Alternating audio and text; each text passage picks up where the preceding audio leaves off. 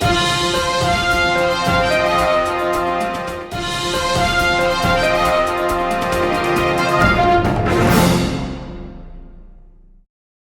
thanks so much for joining us today on TL News. I'm Lizzie Davidson, and we have some breaking news for you. After nearly 6 grueling years of worldwide combat, the war has finally ended in Europe. Earlier today, Germany unconditionally surrendered to the Allies in Reims, France. The surrender has not come as a surprise. The Axis powers have been losing the war since the Allied invasion of Normandy last June. Let's look back on D-Day, June 6, 1944, the day that commenced the war's end. Hello, my name is Talia, and I will be giving you a brief overview of what happened on June 6, 1944. In the early hours of D-Day, British, Canadian, and American troops landed on the shores of Normandy, France.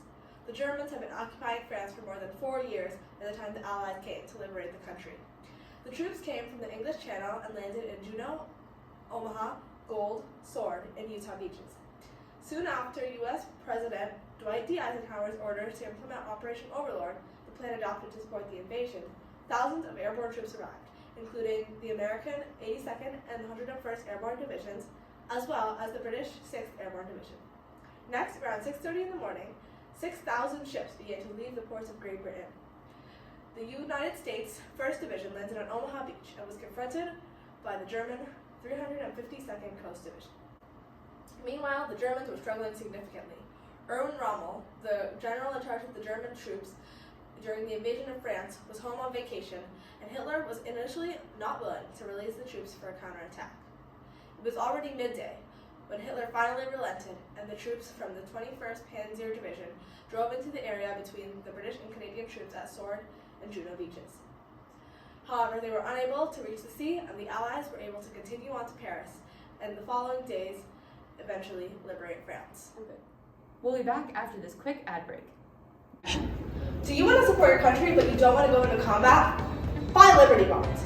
With Liberty Bonds, your country gets money to support them in the war, and you can get interest years down the road. You can buy them for your children, for yourself, for anyone. Buy Liberty Bonds today. Side effects may include but are not limited to amnesia, fits of rage, acne, bleeding, hallucinations, coma, night terrors, nasal sores, constipation, bankruptcy, divorce, sweats, cold bones, loose teeth, heartburn, reading minds, waking up driving a stolen car with a child in the back seat. Thank you for staying on. We now have some interviews from people who actually experienced the events on D-Day. Hello, I'm Talia Mohadid, and we are back with General Thomas T. Tayson of the Green Howards Infantry. Thomas, tell us what you saw during the D-Day landings. The assault landing craft held about 30 men, tightly packed.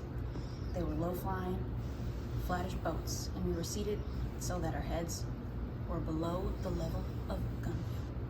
We were ordered to keep our heads down as we approached the coast to avoid enemy fire.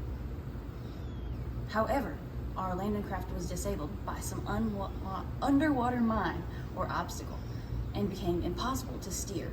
One of the other boats was brought along, and although it was fully loaded with a similar number of men, we had to clamber aboard and abandon our boat. We were now exposed to enemy fire, as well as being grossly overloaded. And now we have Captain Joseph T. Dawson of the 16th Infantry Regiment and the 1st U.S. Infantry Division. Captain Dawson, what did you experience during the Normandy invasion?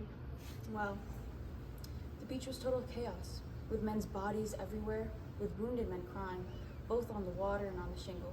We landed at high tide when the water was right up to the shoreline, which was marked by very, very sharp gravel. That was the only defilade which was present on the beach to give any protection from the fire above. That was where all men who had landed earlier were present, except for a handful who made their way forward, most of them being killed. The beach sounded like a beehive, with bullets flying around. You could hear them hit, and you could hear them pass through the air. Now we have Suzanne Colibot, a 12-year-old girl who caught a view of the channel from her kitchen door. Ms. Colibot, what do you have to say about what you saw on D-Day? Eh bien, je suis sortie dehors et j'ai vu tous ces bateaux. Je ne voyais que des bateaux car il était impossible de voir la mer.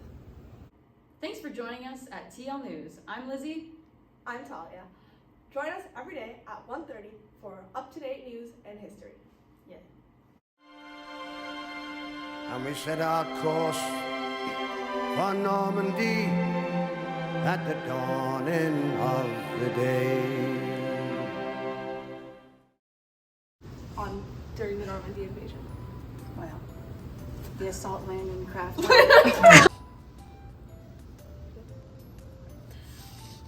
Hello, I'm Talia of the Green Howards Infantry. Thomas, tell us what you saw during the Normandy invasion. The assault landing craft held about 30 men tightly packed. They were low flying, flash.